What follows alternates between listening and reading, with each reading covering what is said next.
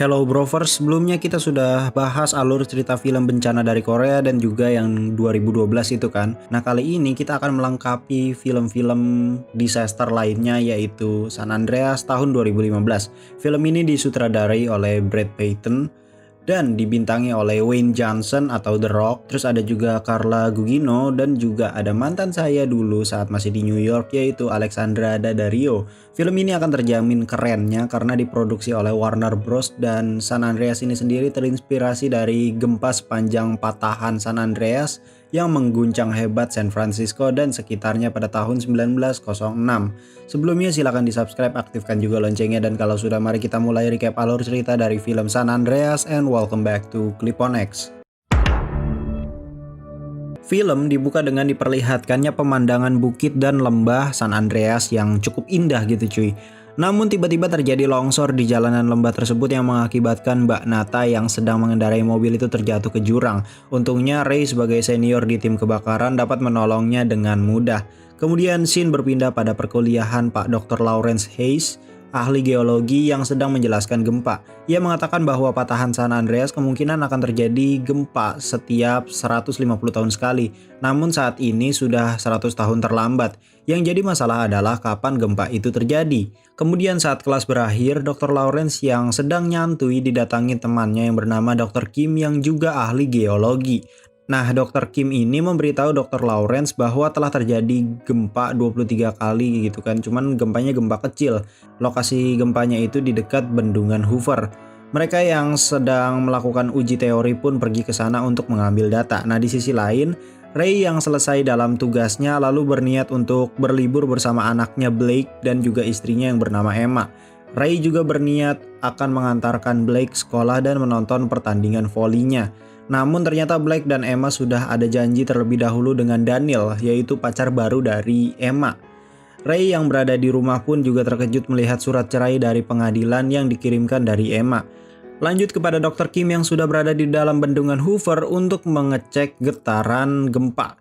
Sedangkan Dr. Lawrence mengontrol getaran tersebut dari atas bendungan Hoover. Di sini mereka sangat senang karena teori yang mereka miliki itu cukup benar gitu kan, cukup mendekati lah. Nah, tiba-tiba mereka dikagetkan dengan gempa yang sangat besar sekali mengguncang bendungan Hoover. Dr. Lawrence yang berada di atas langsung berlari ke tempat yang aman. Di sisi lain, Dr. Kim yang berhasil sampai ke atas, ia melihat anak perempuan yang ketakutan sampai tidak bisa berlari. Ia pun membantu anak itu dan berkorban karena kakinya harus tertusuk besi jalanan yang membuatnya tersangkut oleh puing-puing air bendungan yang jebol. Kembali lagi pada Ray yang mendapatkan pesan dari bosnya untuk berangkat ke Nevada karena telah terjadi gempa. Lalu Ray pun bergegas untuk membawa sepeda Blake ke rumah Daniel supaya bisa digunakan Blake sekolah. Sesampainya di sana, Ray sangat kesal sekali dengan Emma karena ia tidak diberitahu dulu bahwa Emma akan pindah bersama Daniel.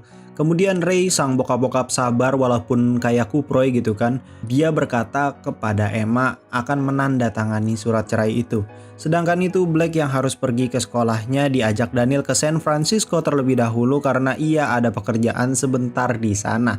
Sesampainya di San Francisco, Blake diajak ke kantor Daniel. Di sini Blake pun bertemu dengan seseorang bernama Ben yang sedang melamar kerja di perusahaan milik Daniel.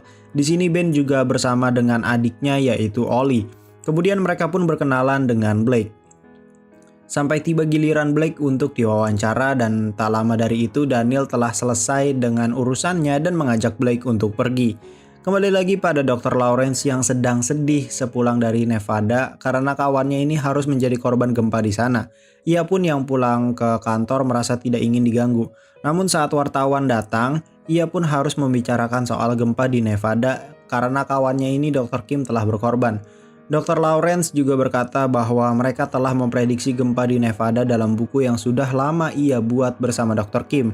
Saat sedang diwawancarai, ia mendapatkan laporan bahwa getaran di pos pemantauan di patahan San Andreas itu naik kayak dari 8,2 skala Richter jadi 8,5 skala Richter. Ia pun langsung memperkirakan bahwa gempa di Nevada akan terhubung dengan gempa patahan San Andreas yang akan mengakibatkan seluruh lempeng San Andreas akan terangkat. Di sisi lain, Emma yang sedang bertemu dengan temannya di Los Angeles seketika terkena guncangan gempa yang cukup kencang. Ia pun segera menelpon Ray untuk meminta bantuannya. Ray yang berada di helikopter pun langsung menuju ke sana dan menyuruh Emma ke rooftop gedung tersebut supaya mempermudah Ray menyelamatkannya. Sedangkan itu Dr. Lawrence, reporter dan timnya yang berada di Caltech juga terkena guncangan. Di sini terlihat bahwa gempa itu bergerak mengarah ke San Francisco. Di sisi lain, Blake dan Daniel yang sudah berada di mobil untuk keluar dari gedung harus tertahan karena telah terjadi gempa yang membuat Blake tidak bisa keluar dari mobil karena kakinya tersangkut. Daniel pun langsung pergi ke atas untuk mencari bantuan gitu cuy. Namun mentalnya yang terlalu kentang gitu karena melihat bangunan yang mau runtuh, ia pun malah memikirkan untuk menyelamatkan dirinya sendiri tanpa memikirkan Blake. Untungnya Ben mendengar bahwa Daniel membutuhkan bantuan di tempat parkir dan ada gadis yang terjebak, kata dia. Ia dengan naluri prianya langsung mengetahui bahwa itu adalah Blake. Akhirnya dengan kerjasama antara abang adik dari Ben dan Ollie, Blake pun berhasil diselamatkan. Kembali lagi pada Ray yang menuju ke tempat Emma. Situasi di bawah sangat hancur terlihat dari atas tanah yang bergelombang karena besarnya gempa yang bergerak dan menyebabkan padamnya listrik hingga kebakaran. Di sisi lain Emma yang berada di dalam gedung sudah terporak-poranda gitu cuy. Ia pun tetap berusaha untuk naik ke bagian atas gedung agar terlihat oleh Ray. Untungnya Ray pun berhasil menemukannya lalu menurunkan keranjang gitu agar Emma bisa naik ke helikopter. Namun saat Emma sudah dekat, tiba-tiba gedung roboh dengan cepat. Tapi Emma yang masih memiliki kekuatan sisa dari film Spy Kids pun berhasil meraih keranjangnya dan selamat. Ben dan Ollie yang telah keluar dari gedung mencoba mencari tempat elektronik agar bisa menghubungi Ray. Di sisi lain, Dr. Lawrence mendapatkan info dari timnya bahwa getaran yang terjadi belum melemah. Ia pun berpikir untuk memberitakan ke semua orang dengan cara meratas media untuk memberitahu banyak orang agar mengevakuasi diri. Kembali lagi pada Blake yang bersama dengan Ben dan Ollie menemukan toko elektronik. Sesampainya di sana, Blake mencoba membuat telepon yang dihubungkan ke kabel LAN supaya dapat menelpon ayahnya. Rencana tersebut pun berhasil dan mereka akan dijemput Ray di Menara Coit atau Coit, gue nggak tahu ya nyebutnya gimana. Nah, menara ini tuh sebenarnya tempat saat dulu mereka sekeluarga berpiknik gitu cuy. Sedangkan itu rombongan orang yang sedang berada di jalur evakuasi tiba-tiba terkena angin kencang dari arah depan. Daniel yang juga berada di sana langsung merebut tempat berlindung orang lain agar ia selamat.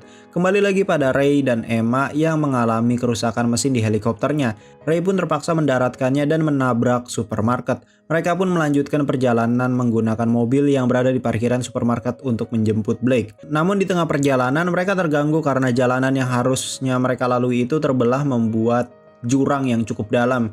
Untungnya mereka yang membantu kakek-kakek dan nenek-nenek di pinggir jalan itu mendapat bantuan dan dibolehkan menggunakan pesawat terbang milik sang kakek. Sebelum terbang ke San Francisco, Ray meminta maaf atas kesalahannya dulu karena putrinya Mallory meninggal karena ikut arung jeram dengannya. Itulah sebab Emma menceraikannya. Tapi Emma sudah melupakan persoalan itu dan mengajak Ray bergegas terbang menuju San Francisco. Sedangkan itu tim Dr. Lawrence berhasil meretas media. Dr. Lawrence pun langsung memberikan penjelasan akan terjadi guncangan yang sangat tinggi di San Francisco yang meminta orang-orang yang berada di sana segera keluar atau mencari tempat bertahan.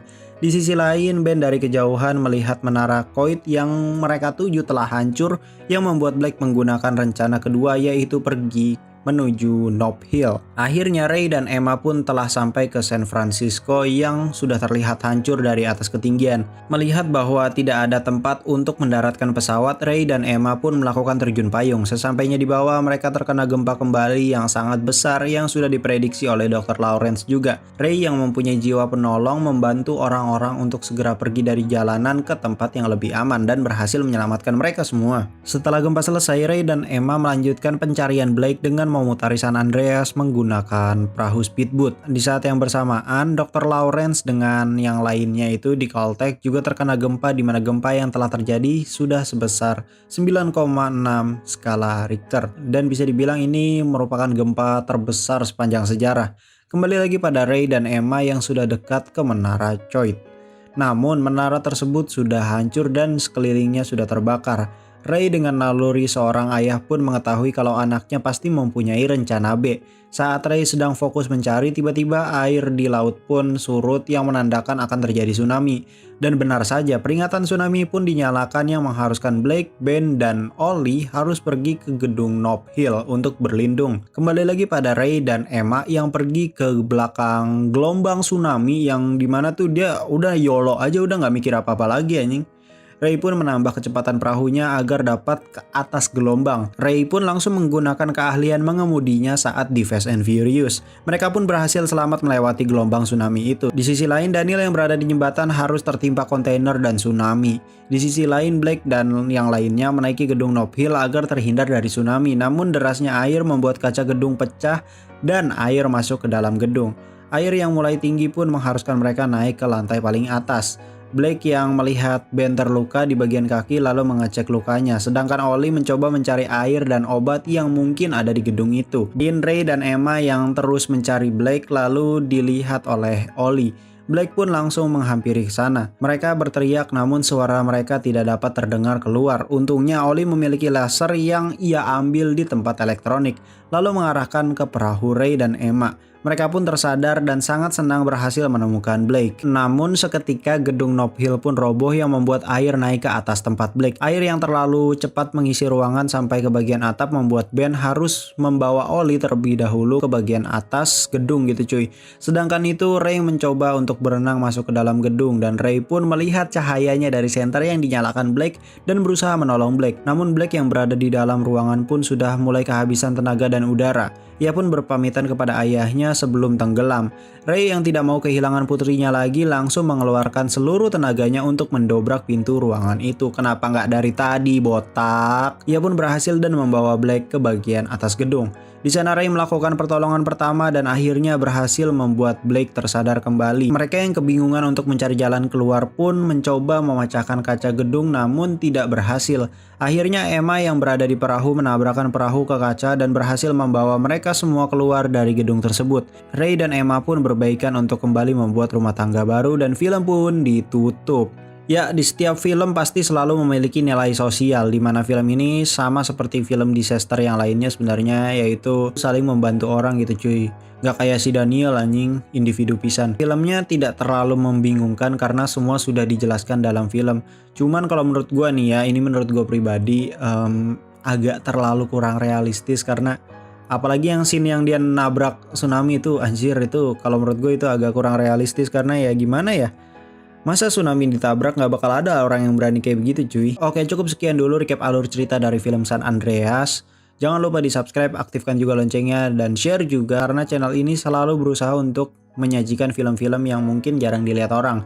Yang mau request silahkan request di kolom komentar, pasti gue jadiin opsi tapi ya nggak bisa semua ya.